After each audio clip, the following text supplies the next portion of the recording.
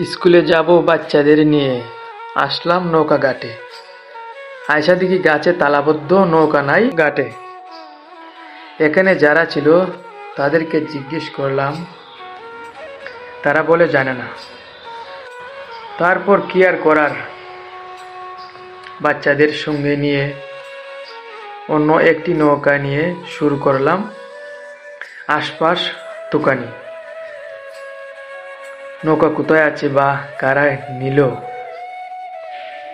সেই নৌকায় ছোট্ট ছোট্ট বাচ্চারা খুব আনন্দের সাথে স্কুলে আসতো।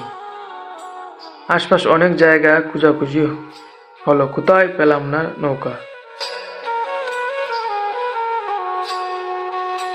এভাবে হলে দুনিয়াতে আল্লাহর ঘর মসজিদের ঘাট থেকে যদি একটি নৌকাও নিরাপদ না থাকে, তাহলে কোথায় আর নিরাপত্তা পাবে। এই স্কুলের নৌকাটা ছিল ছোট ছোট বাচ্চাদের একমাত্র স্কুলে আসার সম্বল। সেই নৌকাটা আজকে ঘাট থেকে চুরি হয়ে গেল, খুবই দুঃখের সাথে বলতে হয়।